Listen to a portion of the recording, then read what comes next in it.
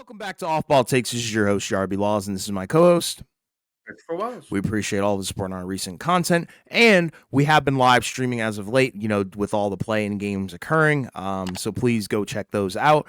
We kind of talked about some of the eliminations and, our brief and very raw thoughts on our initial reactions and stuff of those eliminations. So please go check those out under the live section of our channel. And before we do get started, please don't forget to like and subscribe and follow us on Instagram and TikTok at the OBT Podcast for more content and updates. Yes, so we are close to the end of the plan. By the time you watch this episode on Friday, we may already be done with the play-in.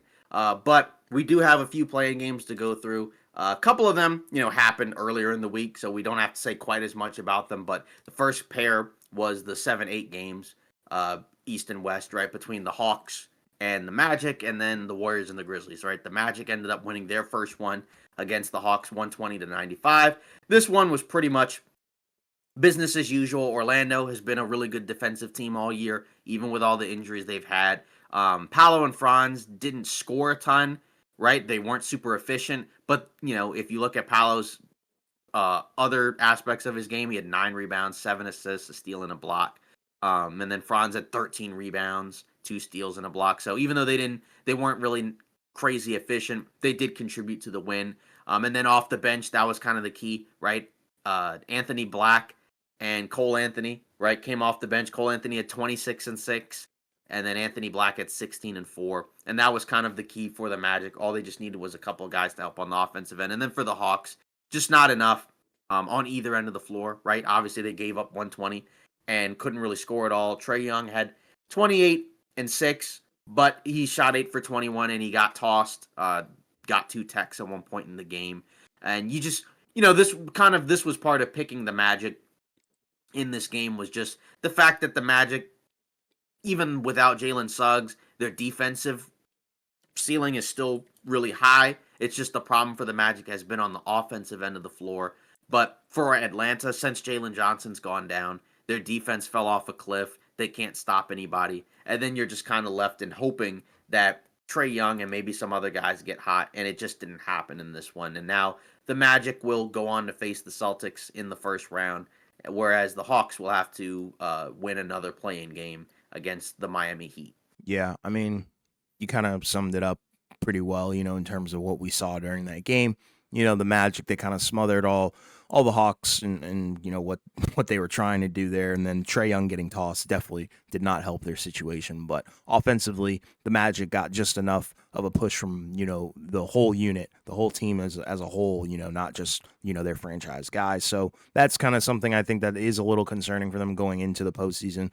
And we already knew that was going to be an issue no matter where they ended up and who they ended up playing. They probably were going to be a first round elimination because of, their offensive struggles and mainly, their top 2 guys. But I think it is a good sign that, some of your bench guys are doing kind of what their role is. Like Cole Anthony is kind of supposed to be a spark plug. It's kind of what he's been fitted to do. And, he had a great game. And like you said, they always bring the defensive intensity night in, night out. Like that's never really the problem. It's just, can you convert, those stops into points on the other end of the floor? And they've really struggled with that. But, nonetheless, it's a very beaten and battered down Hawks team in terms of injuries. So I kind of take it with a grain of salt, but still congrats to them for getting into the playoffs. Yeah. Then on the other end, 7 and 8, Golden State and Memphis. This was another one where, the 7 seed was expected to win, and they ended up winning 121-116. Right, Steph and Jimmy Butler led the way. Right, Steph had 37 and 8 rebounds, 4 assists, and a steal. 6 of 13 from 3. Jimmy Butler had 38, 7 and 6 with 3 steals. Jimmy did a lot of the work in the first half. Steph did a lot of the work in the second half. And this was kind of the case for why the Warriors should be considered a dangerous team, is because of what those guys can do, what Jimmy Butler can do for the team on both ends of the floor. Right, being a secondary guy that can also help run your offense and do everything else. Got to the free throw line 18 times, shot 12 of 18, but still got there 18 times, got them into the bonus. Steph also had 13 free throw attempts on his own. And then you look at the rest of the roster, you got 12 from Gary Payton, right, who was able to play off them pretty well. And then Moses Moody chipped in with 9. No one else really did a lot in terms of the offensive end. Quentin Post came in and hit 3 of 4 from 3, had 11 points. But again, this was kind of a result where you expected this to occur. I think it was funny because they went up by 20 in the first half, and then the Grizzlies had an early lead. Then the Warriors took over and went on a big run, mainly led by their defense. And then the Grizzlies were able to chip away at it. They got it back to within single digits, even had a brief lead at one point. Ja gets hurt. Then the Grizzlies push even further. He comes back in. They make a late attempt to come back, but they just didn't have enough, and they just weren't able to execute at the end of the game, which has been the problem for the Grizzlies this latter half of the season, where they haven't been able to beat good teams. They haven't beaten a winning team in the West, I think, since February. And I think the only team that they've beaten with a winning record in the last 2.5 months was the Detroit Pistons, right? So they just haven't been able to replicate what they can do against bad teams, against good teams. You look at the box score for them. Ja Morant had a solid game. Obviously, he was a little bit limited with the injury, but 22 points, 9 of 18 from the field, fine. In 34 minutes of play. Desmond Bane was great, had 30 points. Was shut out of the offense early, but then was able to get it going and was really good for them. And then Santi Aldama off the bench at 14 and 8, and then after that, Scottie Pippen at 9, 5 and 5. He was kind of the primary defender at different points on Steph. But I think where you kind of look at the differences, the bigs, especially Jaren Jackson Jr., 18 points, 6 rebounds, 6 of 15 from the field. He did shoot 4 of 9 from 3, but, him and Edey, at least on offense, weren't really able to take advantage of, Golden State's smaller lineups. For Edey, at least you can say, because he was a +6, he had 17 rebounds, did kind of make it difficult at times for Golden State around the rim. But then there were also lots of possessions where he was kind of forced to guard in space against guys like Jimmy Butler and Steph, and he just couldn't do it. Again, he's a rookie, so obviously the expectations, and what he could probably realistically do given those expectations, not super high. But I think if you look at Memphis, I think the part that's disappointing is, this was a game where most people expected them to lose, potentially get crushed, and they had a chance to pull it out. Obviously, there were some rough calls along the way. I would say by the end of it, Memphis got, some calls that were favorable to them, and at different points, Golden State got favorable calls. So kind of balances out in the end from an officiating perspective. But it's just rough because without guys like Jalen Wells and Brandon Clark, it just hurts what your ceiling can be defensively because you had no real wings with any size or athleticism to be able to guard Steph or Jimmy Butler. And then from a Brandon Clark perspective, you can't really go small because if you go small with Jaren Jackson Jr. at the 5, well, he's just not going to help you much on the boards.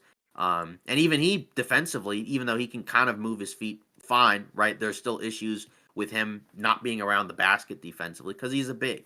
Yeah. And, they miss those guys a decent amount. But then you also factor in Golden State having that veteran experience.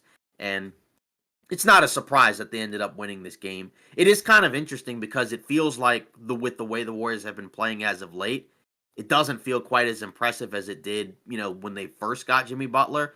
But still, a game like this is why you still have to take them seriously as a threat, to potentially make a deep run. And they're going to move on to face the Rockets in the first round.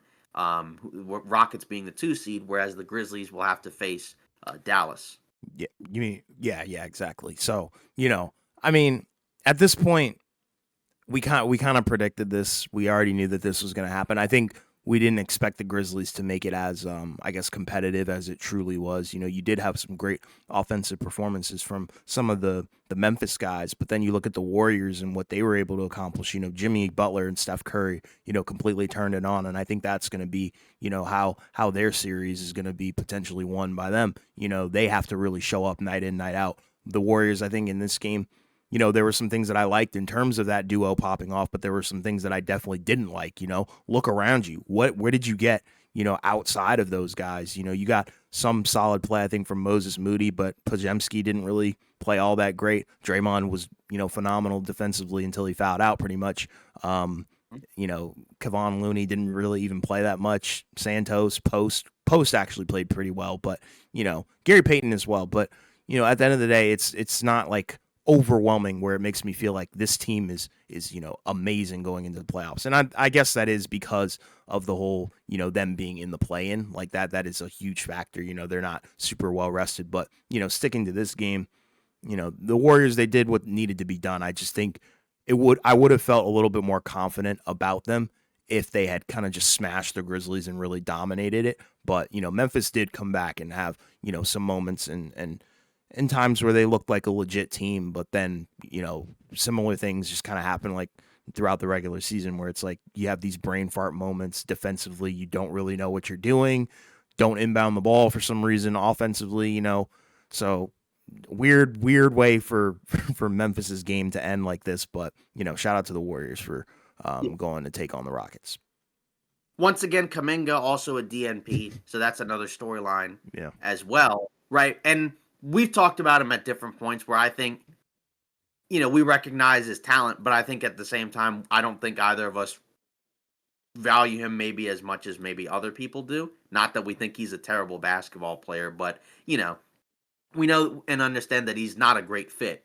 But it is interesting to see that, for a guy who, when he was healthy, right, because he had a stretch where he got hurt, and it is interesting how a big chunk of the games they won were while he was hurt. Not to say that he's the reason why they started losing as of late. That's not the case.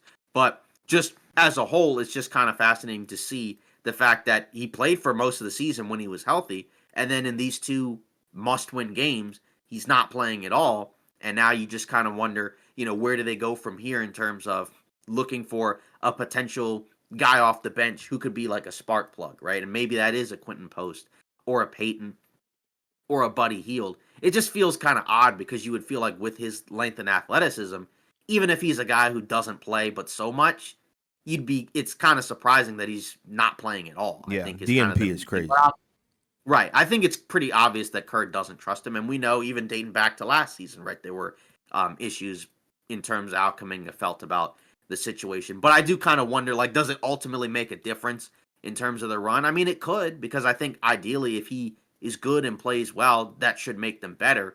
But if Kerr doesn't believe that he can do a whole lot, I don't know. And maybe he does play in the Houston series, right? But, considering they're in the playoffs now and he didn't play the last couple of games, it almost feels like, that if he does play, it's almost kind of like a adjustment desperation type situation. I don't know. I mean, we won't talk about it as much until we get to the, those potential series, but, it is something to kind of think about just because it's so noticeable when he's not out there. Because, yeah, things feel more connected, I guess, from the perspective of you don't have guys coming in off the bench that are kind of, playing one-on-one hero ball. But at the same time, it just feels noticeable, the lack of athleticism and it feels like they're a little bit even smaller. And it just feels like at times they have to work really hard to get some of that offense going. And, again, it didn't hurt them in this game, but it could potentially hurt them, I think, maybe against better teams, right? Teams that, are a little bit better equipped to handle them. Like, say if they ended up meeting the Clippers, later in the playoffs, or even like an OKC or, somebody like that. Yeah, and I kind of want to fast forward slightly, not too much, but like, take the series they're about to play, with Houston. Like, I feel like you would potentially need a guy like Jonathan Kuminga to be on the floor at some point in the game or, in the 7-game series. And, we've seen it multiple times where there's always an unlikely hero in these 7-game series, and Kuminga could be that guy because he has the length and athleticism to, somewhat replicate what Houston is going to be doing, in terms of putting big bodies out there, getting offensive boards and things like that. So, it is kind of concerning that Jonathan Kuminga has DNP'd, through the play-in, and it's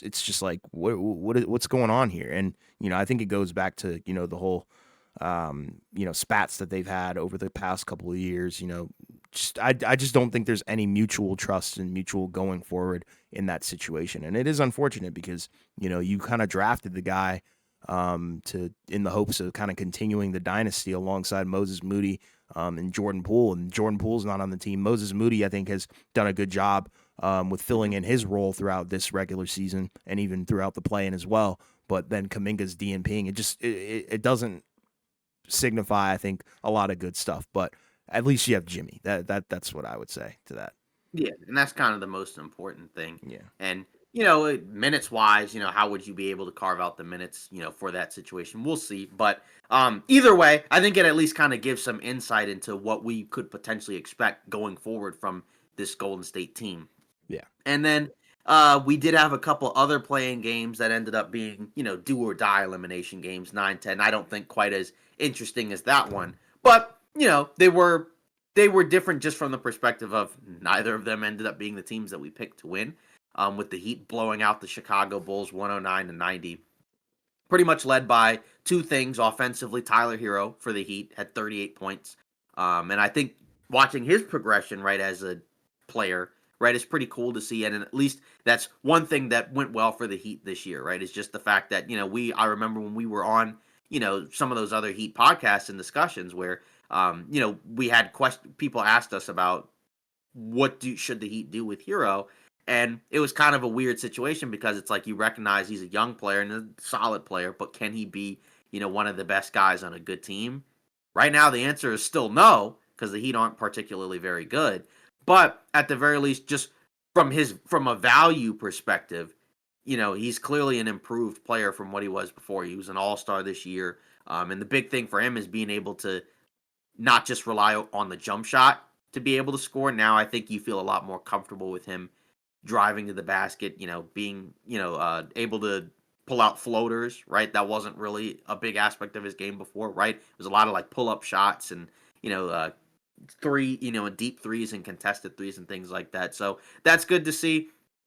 Obviously you look around, Andrew Wiggins, Davion Mitchell, right, who was in that Butler trade, right, has really helped out Miami as, a solid backup guard that can play big minutes and also defend.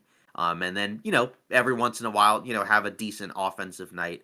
But again, for both of these teams, do I expect them to really go far? Probably not. And then from the Bulls' perspective, just kind of another rough season at least you can say it from the perspective of you like some of their young players, but it's still like this kind of annoying issue with the Bulls where it just feels like every season they're somewhere around 40 wins, somewhere around 500, where the team is either average or slightly below average. They're in the bottom part of the play-in, but they don't advance. They're not good enough to get to the playoffs, but they're not bad enough to be one of the worst teams in the league.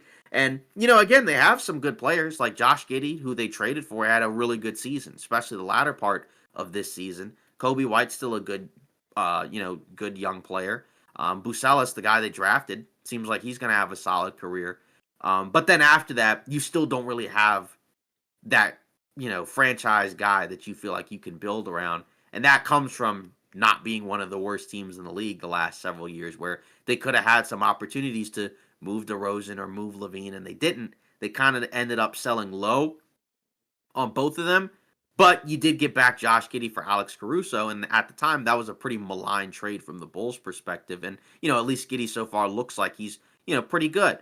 So that helps them out there, but they still need more, but at least, like, you have some young pieces you like, but it still feels like it's not complete. And I think, from a Bulls perspective, right, like they have, a really good fan base. It seems like their home crowd sells out seemingly every game. They get loud when their team is fun. But, that's kind of what sometimes happens with these end of season runs for some of these teams where it's probably, a little bit more than what it actually is. Right. And I think like it's kind of a reminder that if you're the Bulls and you want to take the next step, you probably should kind of get ready to kind of be worse and move on to more of a rebuild so that way you can get some luck in the lottery and potentially get a big time franchise guy, because all these guys are solid pieces, but none of these guys can be the best players on a playoff team. Like, even for as well as Josh Giddey played, he can't be your best player if you're, going to have like a meaningful season. Yeah, shout out to the Heat. For moving on. I think that's a good thing. Because you and I both, yeah. Defensively, they took Chicago completely out of this game. Like, when you have a guy like Kobe White, who's pretty much their number one option in terms of scoring, shoot 5 for 20, you automatically have won the game. Because I think they did a good job, limiting Giddey and kind of forcing him to revert back to his old ways in terms of leaving him open on the 3-point line, things like that. And then outside of that, they did a good job defensively, I think, on Vucevic. Just overall a good collective defensive effort from Miami. And then also having Tyler Hero get you over the hump like that and dropping a freaking almost a 40 bomb is pretty special too. And I think, the maturity of his game has been awesome to see, throughout the season. And that was something that we had talked about even while Jimmy Butler was suspended, where it's like there were positives for the Heat season where you saw developments in Tyler Hero's game. And I think that's the biggest positive for them for sure, because they know that they have a certified guy who, can give you a decent amount of points nightly and not be inefficient. Because I think the problem was there were some inefficiency issues and maturity issues as well. But shout out to the Heat for that. But yeah, with Chicago, I completely agree. It's time to commit to the rebuild. They don't have a Cade, they don't have a young superstar, they don't have like a Paolo or anything like that, and they need to get that if they want to really ascend to the next level, or somehow they need to compile a trade. I don't think they have any of the personnel that I think would garner that kind of interest in that kind of player. So I think their only option really is to kind of stink it up next year and maybe get in on the AJ DeBonsa freaking sweepstakes. I don't know, something like that. Yeah, because there's still not enough, to be able to say, oh, we could challenge, for a playoff spot next year, right? Like it's going to be probably a similar result. Yeah. And then the other 9-10 playing game, Mavs Kings. This was another one where we had to kind of take the L on this one, right? We thought that the Kings might be able to, have guys that can get hot. How does Dallas find ways to score? Pretty much the opposite. Instead, the Mavs were able to shut down the Kings' offensive firepower, and they were able to turn that into offense. Klay Thompson, right, with a big game, right, opposite of the one he had against the Kings in the play-in last year.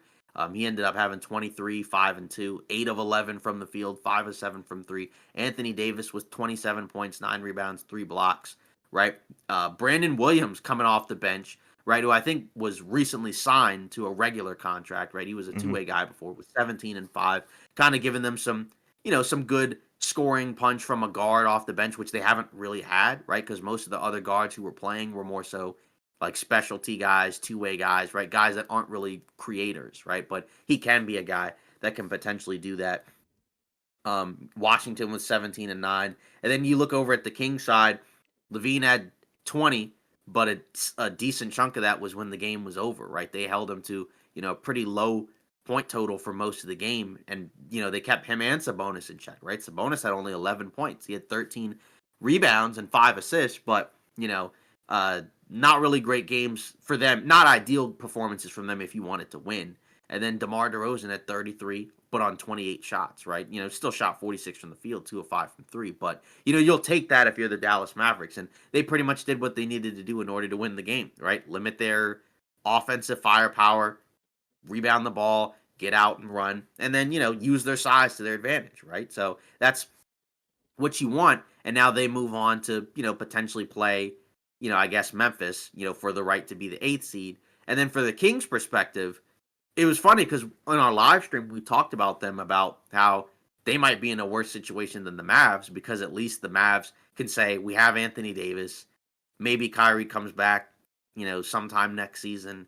So maybe there's potentially something there. Like, probably may not be able to win the title, but at least you have, like, on paper, like a decent team, right? Maybe some other stuff to do in the summer. But from the Kings' perspective, like, you fired your coach, you traded your franchise player, you missed the playoffs again, you lost in the play-in to a team that I think a lot of people thought might just kind of quit on the season, right, given what had happened with the Mavs. And then, I think not long after we got off the live stream, they ended up firing their general manager, Monty McNair, I think, right, who had put together this Kings team for the last few years. And I think they replaced him with, what was it, Scott Perry, right? Who I think was with the Knicks for a while, right? So we'll see what happens from there. But it's very obvious, right, that the Kings did not have a great season. And now they're in a weird spot where they're kind of in purgatory, because none of the guys on their team, like, if they're your best player, you're probably going anywhere. And then, can Doug Christie be the franchise coach for a while? I have no clue. I think they may have their pick, but I think it depends on where it lands, right? Because I want to say, like, if it's like maybe somewhere around 12 or 13 or so, I think it might go to Atlanta from the Kevin Huerter trade, somewhere around that. So we'll see if they get it. But it's just not a great spot to be in right now, where it feels like it wouldn't be shocking at all if they make some pretty significant changes this summer. I think Sabonis mentioned, like, we need a point guard, which, yeah, you do need a point guard because, Levine's, a really good scorer, right? But he's not a point guard, right? He had 9 assists, but like just, he's a 5 scorer, right? He's not. turnovers. Yeah, exactly, right? That's not really his game as a point guard. I Yeah. think early on, right, the Wolves kind of tried to play him at the 1, but that's just not his game. He's a 2. Um, He's a bona fide 2. exactly. Right. So you have a lot of guys on your roster where you kind of need to figure out what you do with them. Do you keep DeRozan or do you move on from him? Do you keep Sabonis or do you move on from him? Can you even trade Levine at this point? I don't know. And then Murray, right? That was the guy that they drafted a few years ago, right? Who had a really good rookie season, but it just feels like hasn't really changed, like improved really since then, right? I don't, yeah, and he obviously he hasn't really been prioritized either because of the talent that they've had, but it just feels kind of like a rough situation for Sacramento. And I don't really know where they go from here, but I'd be a little surprised if the roster was the same. Like I'd imagine something is probably going to change because they just got a new GM. Yeah. First of all, shout out to the Mavs. Once again, we did not pick them. We picked Sacramento. We thought that their offensive firepower would be a little bit, tough for Dallas to overcome and match, on their offensive end, but they proved us completely wrong. They had, like you said, guys like Klay Thompson, AD show up. But yeah, I think the main point of conversation should definitely be about Sacramento and what their future looks like because it's super bleak, to be honest. And, we talk about on the live stream, like I'm putting them in fraud territory. Like they were complete frauds during that time when they were that 3rd seed. And, you're seeing that right now. Fox is no longer on the team. Keegan Murray does not look like the breakout guy that he was supposed to be. Sabonis is kind of in that fraud territory as well. Zach LaVine, DeMar DeRozan, great scorers, but at the same time, they could be limited clearly, especially like we saw in this game. So you have a ton of questions that you really need to answer. And I think the biggest one, the best answer that I can really come up with is commit to being bad, or at least take the first steps to being bad again. I would trade Sabonis away. I think he's probably the one that could potentially get you the most return. Because you're not really going to get a whole lot for DeRozan, probably Zach LaVine. I don't think that's really a movable contract. Didn't think it was a movable contract in the regular season, but at this point, I think the only option that you really have is to trade Sabonis, get back some value, and commit to potentially being bad for the next couple of years and get some more top tier talent because you don't have it anymore with Fox off the roster. Sabonis is okay, underrated in certain aspects of his game, but definitely not a franchise guy, I don't think. Not after what I saw throughout the regular season.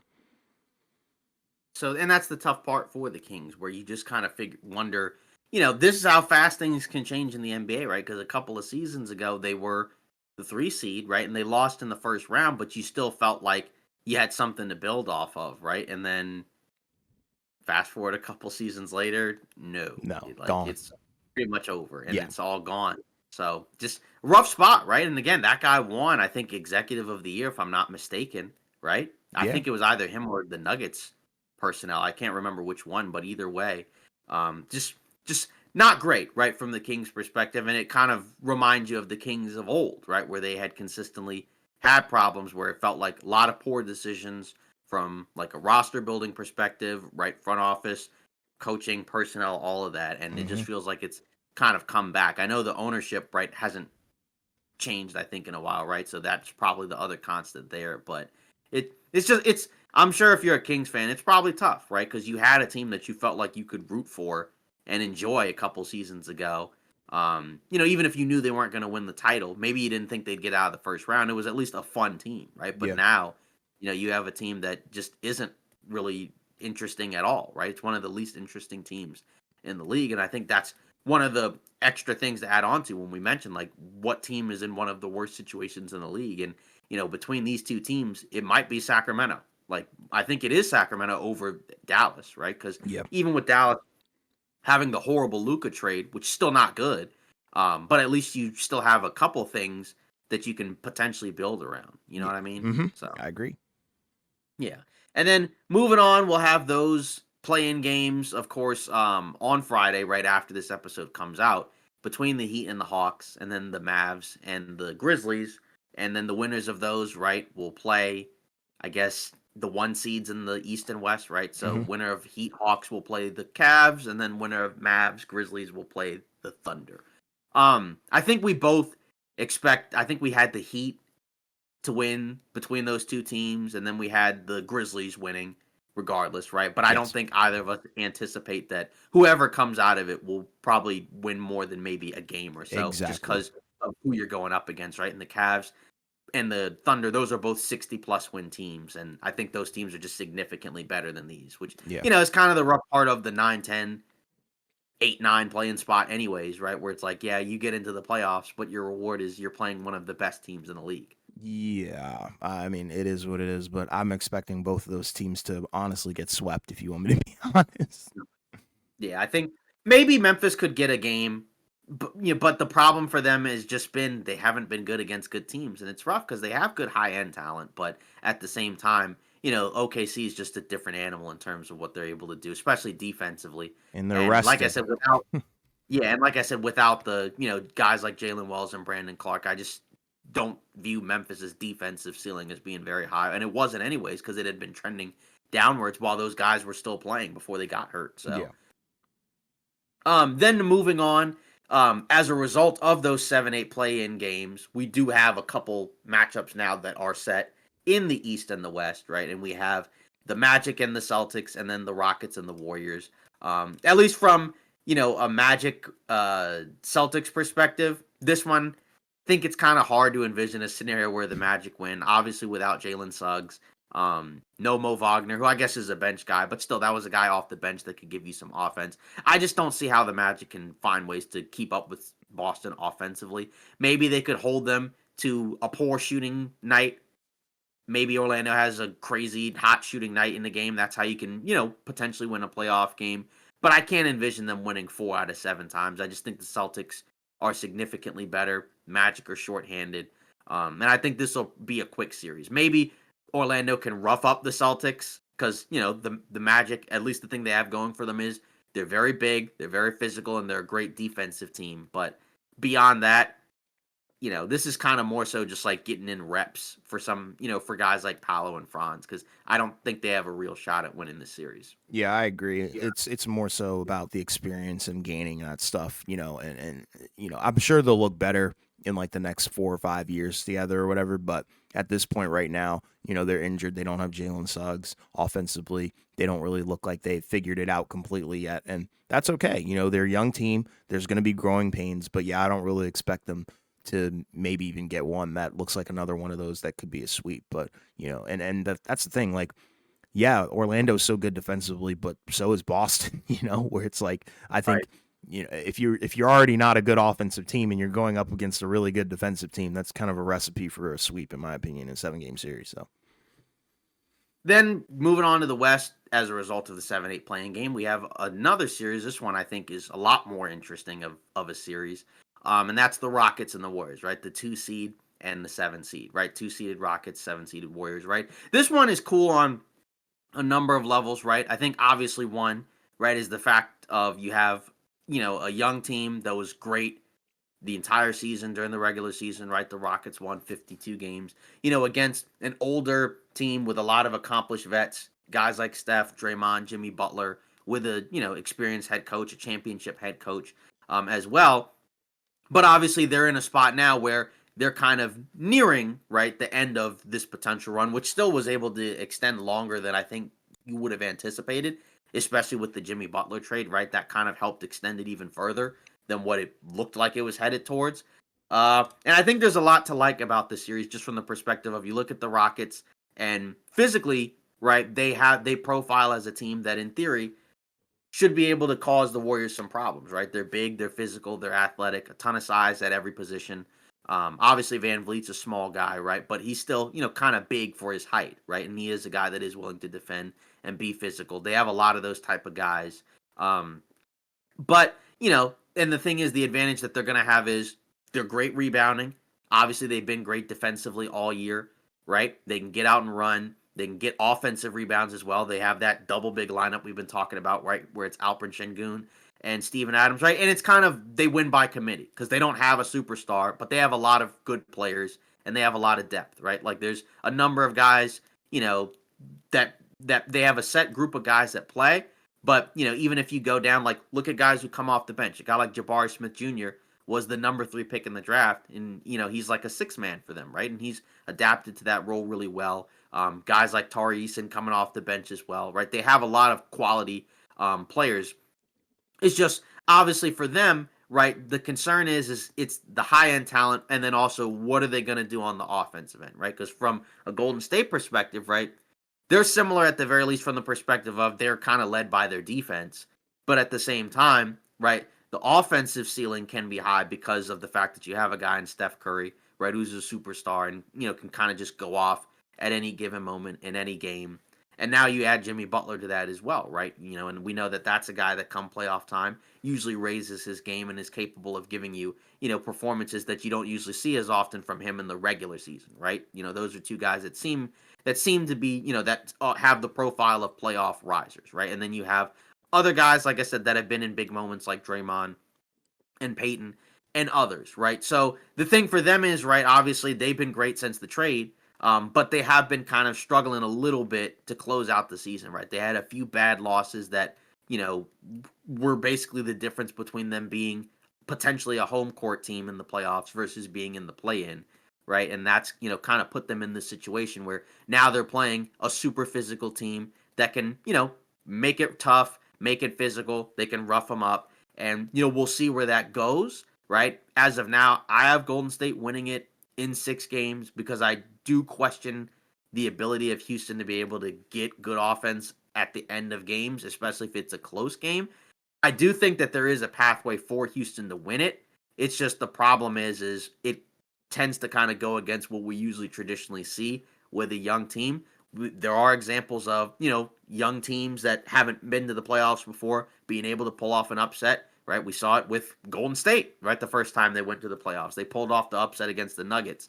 But they did have Stephen Curry, right? So that was at least a guy that you could view as a young star. I guess you could also go a little bit more recently with the Celtics, right? When Tatum and Brown went to the conference finals, they were a higher seed, but they were underdogs because they had injuries to Kyrie Irving and Gordon Hayward. So at the very least, there's a pathway, and I don't think it would be shocking if the Rockets won, just because I think there's the ability to, because Golden State is an older team. So Houston, I think, could wear them out, and maybe just have some games where they make it ugly. I just think for them, you're banking on some things that we haven't necessarily seen from Houston in a playoff setting. Jalen Green, right? He's been pretty awful against the Warriors this season, right? I think that's like essentially the team that he's played the worst against. But I think you can make the case that is it going to be that bad, right? Because I mean, you look at his splits in the regular season against Golden State, and against that team, he's put up basically 12 points a game, 2 rebounds, 3 assists, 30 from the field, 25 from 3. It's awful, right? It's like essentially like his worst performance, like in terms of the teams he's played against. But, the latter part of the season, he has been better. He did have a couple of games where he got benched at the end. I know that happened to him in that Laker game, right, when they played all their guys. But, I think there's at least a case that he can be better. Şengün, that's another guy you have to look at because he should be a guy that can play in the post and, force Draymond to have to guard an interior post presence compared to, like him just being able to kind of roam around and, do what he normally does defensively. But I don't know. It's kind of hard for me to envision a scenario where Houston is able to do it 4 out of 7 times. Like I said, I can see it happening, but I don't think it's quite as likely. But, again, you give at least the Rockets a shot because I do think they are well coached. And Udoka, I think, is going to have them prepared, and he's going to tell them to make it tough and, not make them take the Warriors lightly because you can't, right? Because once you start kind of falling into the trap of taking your foot off the gas, you're going to lose to them because then they're going to capitalize off of that and turn your mistakes into, points for them. Yeah. I'm gonna zag here. I'm taking the Rockets in 7.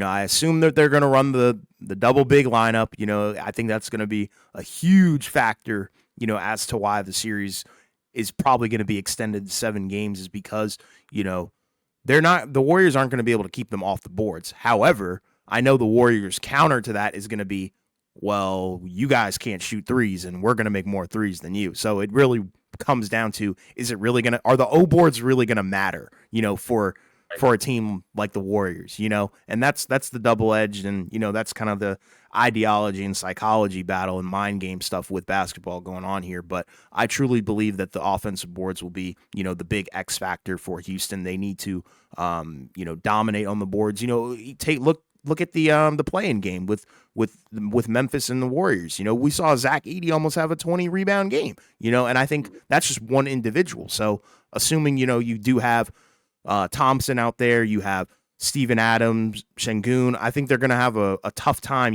matching that size throughout a 7-game series. So, that's going to put a lot of pressure on Kerr to probably, run post a lot. You're going to have to put out Draymond there as well. Have more guys that you probably wouldn't want out there, like a post. I don't know. It should be interesting. And, I don't get me wrong. I don't think it's very wise to bet against Steph and Jimmy in the playoffs because we already know, what they're capable of. But I feel like that this Rockets team is really underrated for some reason. I just feel like it, I know they don't have the experience, all the seasoning and stuff like that, but they're really good. And they have, I think, the matchup that they probably want because of that size disadvantage that the Warriors will have. I think Jalen Green has to be almost perfect. He can't have a stinky game because I think, if that happens and the Warriors steal one game, it's over. It has to go 7 for the Rockets to win. I think Şengün has to play up as well. A lot of these guys have to play up. But another factor is that I saw people have not really been talking about. Steph isn't 100%. I know a lot of players in the league right now are not 100%, but that's going to be a factor because that injury that he has, I believe it's a pelvic something. Yeah, and thumb as well. So he's got 2 things that have him banged up a little bit. Those are injuries that could be easily re-aggravated considering the way that, Houston plays defense, their style. They're very physical. They kind of blow up screens. Honestly, they don't give a lot of guys a ton of room to really operate. And I think that could potentially bother Steph. So then that means the pressure is going to be on Jimmy. I'm sure a lot of people have faith in him that he'll be able to deliver. But, say Jimmy has a awkward game or Steph even maybe both at the same time. Doubt that would happen. But what does that team look like? Because who do you go to next? Do you go to Podziemski? Kuminga probably won't play. We already know Draymond's not, an offensive kind of guy. So where is the other stuff going to come from? That's where I think the Warriors might struggle. They're not as deep as the Rockets. The Rockets are very deep. They have a lot of guys who average and will score double figures. And on top of the fact that their defense is just so smothering to the point that they're not going to take Steph out of the game, but I think they're going to make this team very, very uncomfortable. And I think that might be a rude awakening for a lot of people because I'm telling you, the Rockets are severely underrated.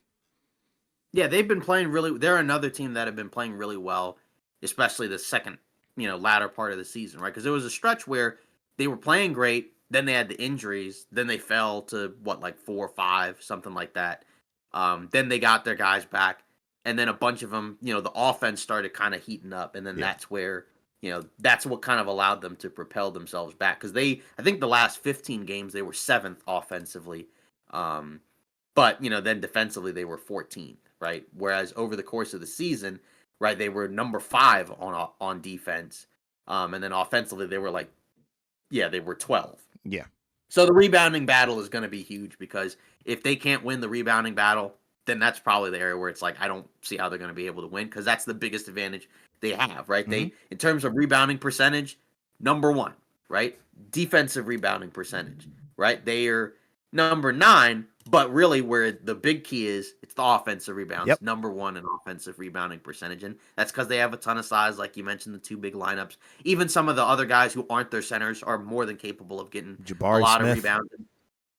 Yeah, exactly. Golden State, offensive rebound, they're 4th, right? And then defensive rebounding, they're 8th. So Golden State's no slouch as a rebounding team as well. It's just like you said, that's what it's going to come down to in terms of a lot of these games is can the Rockets create extra possessions because that's going to allow them to have some maybe average, below average offensive performances, but then they can still win because then they can clear the possessions or, like you said, get extra possessions.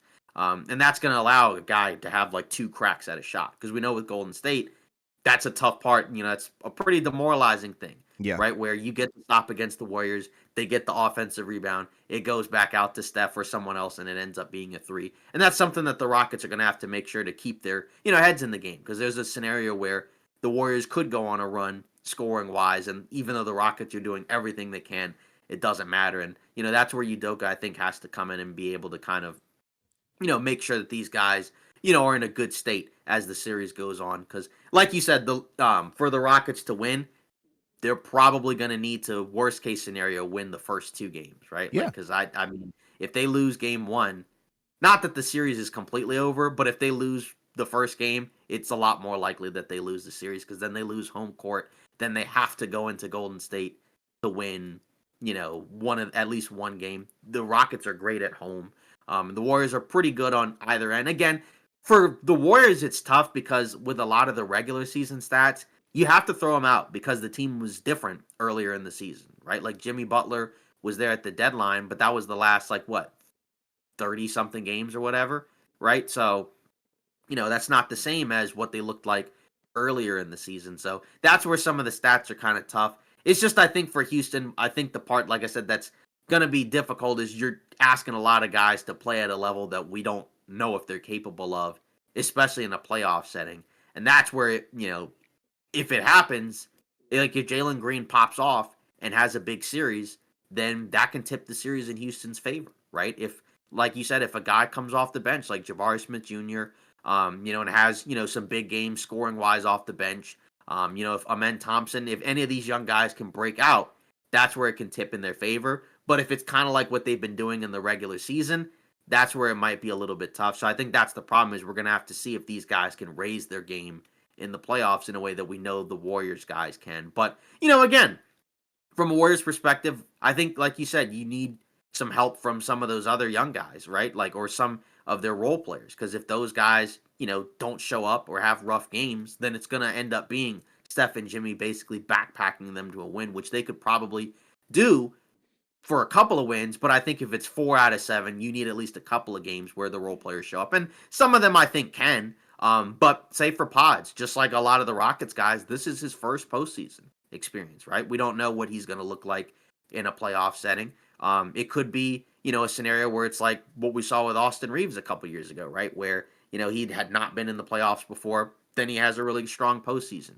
But we don't know, right? And then even for a guy like Quentin Post, right? He's an older rookie. Both of those guys are older rookies. They're not 19-year-olds, or, well, Pods isn't a rookie, but like, these are not 19, 20-year-olds, right? These guys are older than that. So they've already come in with more established skill sets.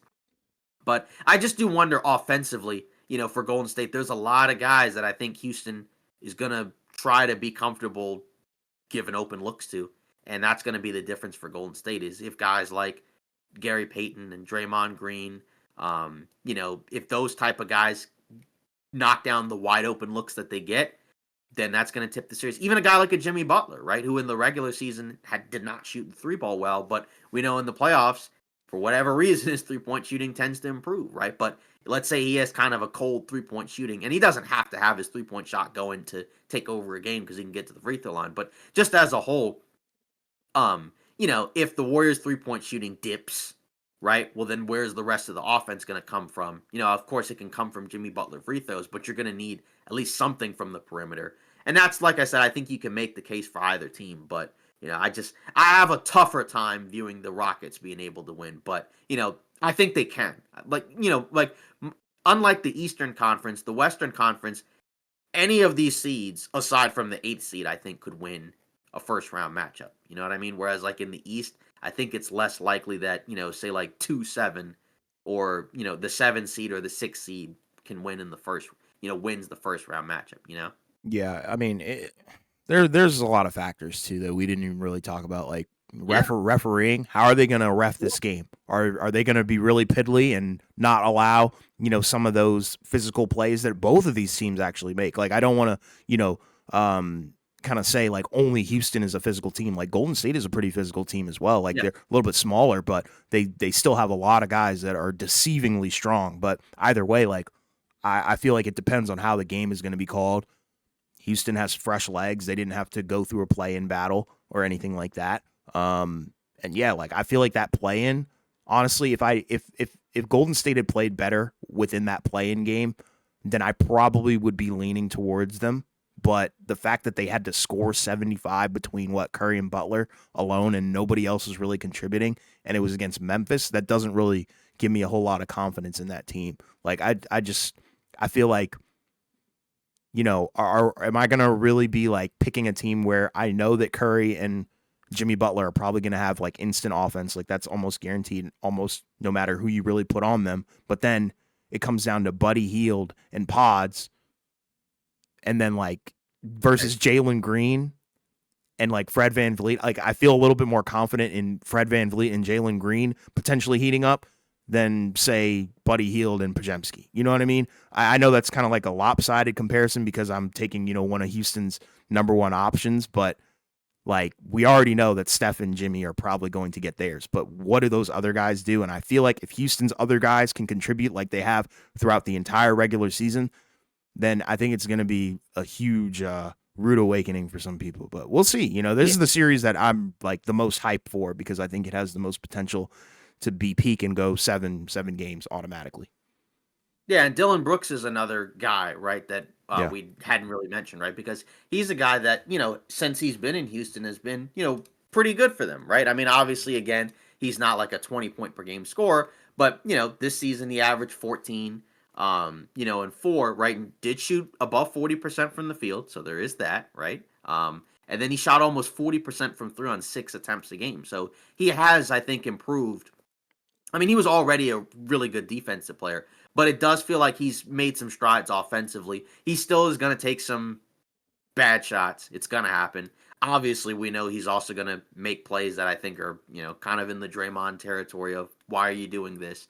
But, that's another guy where, like for Houston, there are some, and I don't like the idea of calling him a veteran, but he is 29. He's been in the playoffs, or at least in some playoff games. But I mean, you can make the case that Houston does have some veteran guys. Like Van Vliet's been on a championship team. Yes.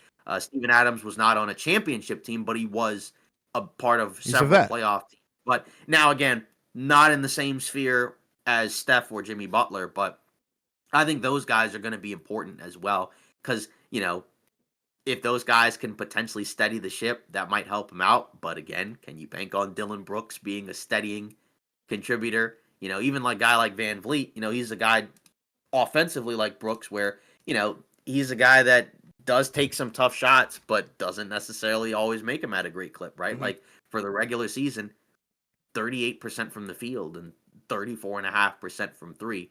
So those type of offensive numbers are going to have to improve. And they can, because as you've mentioned, right? Like in the playoffs, we've seen several players for several teams, right? Have okay performances in the regular season, and then in the playoffs, they get hot. Like remember a couple years ago with the Lakers, you had guys like Rui Hachimura, right? Kind of just jump in and then have great games, knock down every shot opportunity that he got, right? Lonnie Walker, same thing for the Lakers. Back when the Celtics beat Milwaukee, I think Grant Williams, right, had like a crazy game 7. Dorian Finney-Smith, when he was in Dallas, right, had some, great shooting nights for them, right? Caleb Martin. Yeah, Caleb Martin for Miami, right? Well, like one of the best examples of that, right? So that's kind of, I think, what you're looking for if you're Houston. It's just, can you trust those guys? And I think the thing is, like, if I'm Houston, I think my preference is if it's in the last couple of minutes, I prefer to be up by like 10 than to be up by 5. Another thing. One more thing, Yeah. just to add on to that. Like, Sure. I'm telling you, if Houston has one of those stretches where it's 90 seconds and they don't score, they lost the series automatically because the Warriors are going to take advantage of that, unfortunately. Like, defense can't save you in those situations. You need a guy who is going to take the ball and put it in the freaking hoop no matter what. Like, you can't have a drought like that and not respond, because we already know either Steph or Jimmy or maybe somebody else is going to put the ball in the hoop. So, yeah, that's the problem because I do think for the Warriors, guys like Steph and Jimmy, you can put a great defender on them, but it may not necessarily matter. But I don't know if we're going to get that for Houston, right? So that's the problem. Where again, you need those guys to rise to the stakes at a level that we don't know if they can. We know the Warriors guys can. If the Rockets guys offensively can be better than they were in the regular season, then they'll probably win the series, right? Because then you expect their defense to be really good. You're just worried about their offense. But for Golden State, right, if it's kind of like a level field, right, then it probably leans towards them, right? Because then you know that Golden State can probably raise their game. So that's kind of, I think, some of the big factors that we're looking at, right? And then Yeah. obviously don't want to get too ahead of ourselves, right? But whoever wins that plays the winner of the 3-6 matchup, right? Which is between the Lakers and the Wolves. Yeah. Yeah. Then I guess to kind of move on, we did get some news earlier today from Shams Charania about Damian Lillard and that he is amazingly I guess cleared of his deep vein thrombosis, and now he's off of his blood thinners, right? So the blood clot situation, I guess, is gone. It's only been like 3 weeks. So now they're hoping and anticipating that he will come back at some point. He's still out for game one, right? So obviously he won't be back for that first game. But at the very least, they believe that, he's going to be ramping up, doing whatever he needs to do to get back into, I guess, game shape to be able to play and then potentially go from there. So that's big for the Bucks, right? Because obviously when Lillard played this season, he was really good, right? He had a bounce back year for the Bucks, right? 25-7, 45 from the field, right? So he had a really good, a much stronger season than last year, right? And if you can have him, then that can help you obviously on the offensive end for the Bucks, because that's the question that we're trying to figure out is if Lillard either doesn't play or doesn't come back until late in the series, what can you expect from the Bucks offensively outside of Giannis going insane? I know some people will also say, like, for the Pacers, okay, well, that gives the Pacers a guy that you could potentially attack on defense, of course. But I think it would be hard for the Bucks to be able to pull off a win if Lillard doesn't play at all. I know our initial pick was we didn't really expect Lillard to come back, so maybe that doesn't really sound like, this changes our views that much. But I think best case scenario, it helps the Bucks, and then even going forward, if they were potentially to get out of the first round, right?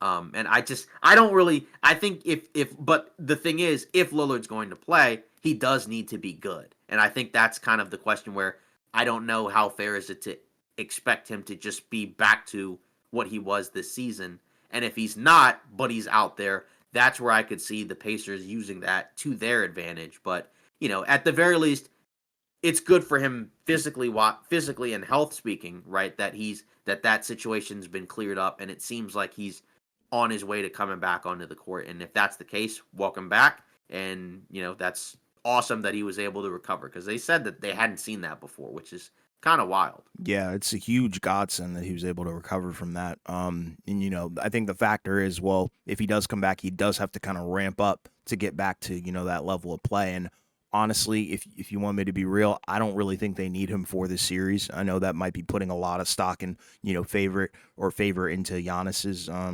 performance and stuff like that. But I really think no matter what Indiana does, Giannis is going to pop off. I know defensively, the Bucks will probably have their troubles, trying to deal with a lot of the I guess the depth of Indiana. But at the end of the day, I think Giannis's performances are probably going to overcome that. But I think this is more so of a looking forward kind of thing, where it's like, say we do get out of the first round. All right, cool. We've got Dame and he'll be ready to go, for whoever we're going to be playing in the second round. So that's kind of the way that I'm looking at it. And yeah, same.